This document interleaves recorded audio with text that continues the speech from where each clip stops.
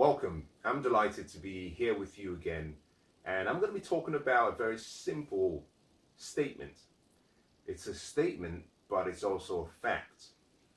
And this statement is simply that if you want to become wealthy, you must focus on not working for money, but have money work for you. You see, what you earn as an income will not make you wealthy.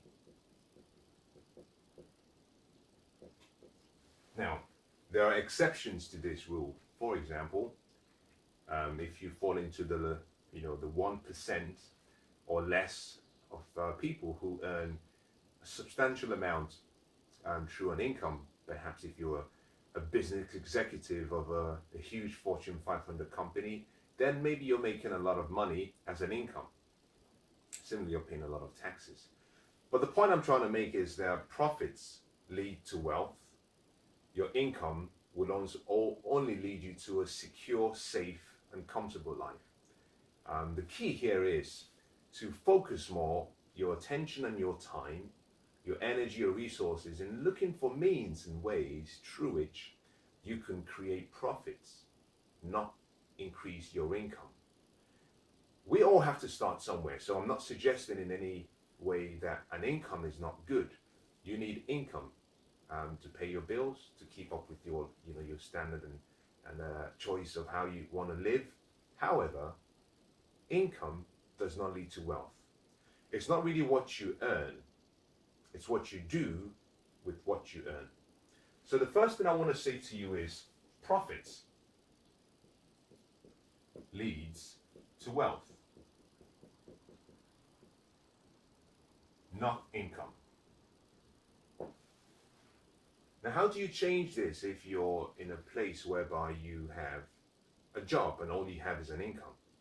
Well, I'm glad you tuned in, and in the next few minutes I'll be giving you some ideas and some suggestions on how you can make this shift. Now, you might be thinking, I don't think I like the whole idea that income doesn't create wealth, because like I used to I was conditioned.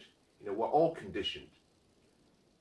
Your conditioning is simply a result of all of the habits over a lifetime. We call that habits that lead to what's called paradigms, meaning you have so many habits you've either inherited or that you've perhaps been influenced by, and those control your life.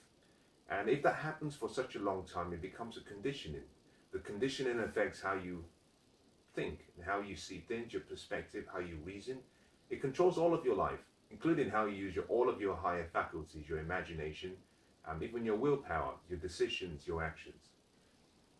Now, you might be thinking, I don't think I agree with that, because for a long time I used to think that you had to earn a lot of money to become wealthy. And I found from experience that the more I earned, the more my standard of living and my expenses would always rise to the level of my income. If you have a job and you earn a salary, wage, commissions, bonus, whatever source of income, that it comes through the active process, meaning you have to invest time for it, then my suggestion is you must start asking yourself, how do I convert that income into profits? Now, if you stick with income, you will increase your wealth over time incrementally.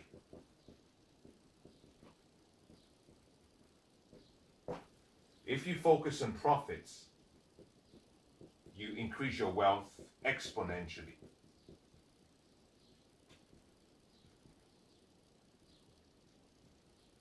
Here is the difference. Incrementally, it's like addition. Incrementally, it's like addition. Exponentially, on the other hand, it's like multiplication. Now, incremental growth, incremental increase in what you have through an income, it's good. Incremental increase is good, but it's not sufficient to create wealth. What it does for you is it creates security. And you and I were born to live the abundant life, not just the secure life. We're meant to be free. We're meant to be living a life that is full of abundance and good fortune and prosperity. But if you want to create wealth and if you want a prosperous life, you need exponential growth, exponential improvement. And that comes through multiplication. Incremental increase comes through addition. And addition is simply whereby you earn a portion of what you make as an income, you save again, you keep adding it. Profits, on the other hand, is taking a portion of what you earn or all of what you have as profits and allowing it to multiply. So wealth is created from profits, not from income alone. Now let me make a statement. If you work for a company and you're paid an income, unfortunately the company decides your value. I'll say that again. If you have a job and you work for money, unfortunately the company decides your value. By that I simply mean that if you work in a job, then the perceived value, as far as the company is concerned, as a result of the problems you solve, is dictated by, in many ways, it can be influenced by your philosophy and your attitude, but the company decides what compensation you get. Now, there's something called the law of compensation.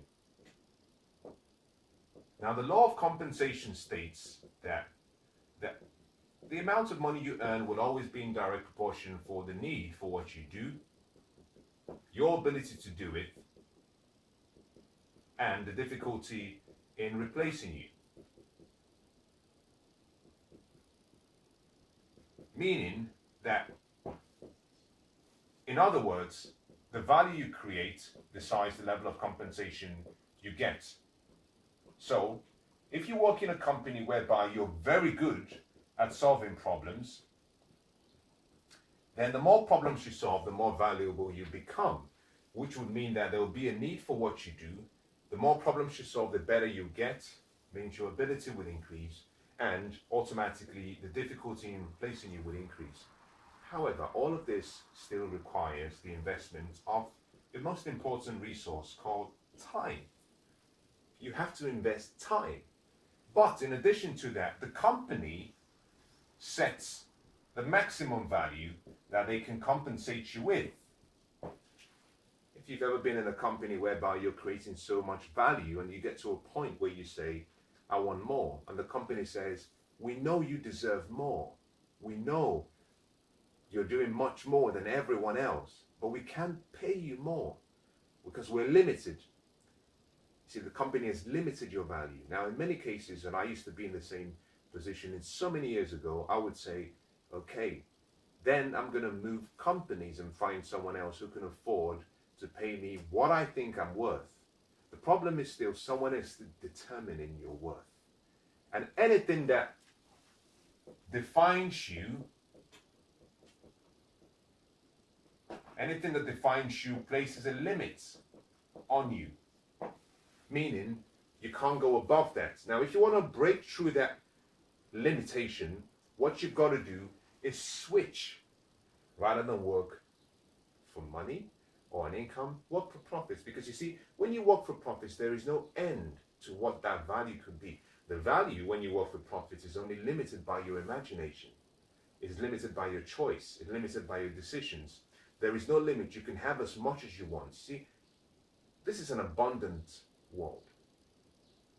Like an ocean, you can choose to go to the ocean with a teaspoon, or you can choose to go to the ocean with a truck and have that truck connected to a pump, and all you simply do is extend perhaps a water hose to the ocean, and you just keep pumping as much as you want.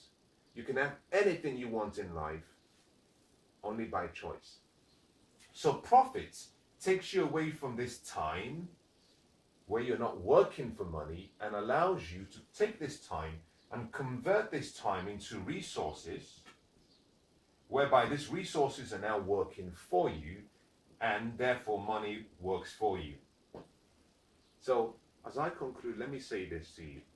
If you really want to be wealthy, you must change the idea you have that you want to make more money, but also change the idea that money and income is what creates a high net worth. Move instead into a lifestyle and a mindset that recognizes that it's not what you earn, is what you do with what you earn, and how the choices and decisions you make with that portion that you keep is able to create profits. Now, but you cannot create profits without investing. So the bottom line is, you want to start focusing on taking a portion of your income, setting it aside, taking that portion, finding a good investment, obtaining that investment, successfully managing that investment until the point where it starts to produce some profits. When it starts to produce the profits, you take a portion of the profits, you reinvest the portion of the profit in creating a much better product. You take the balance of the profits and you reinvest it so that it compounds. That creates wealth.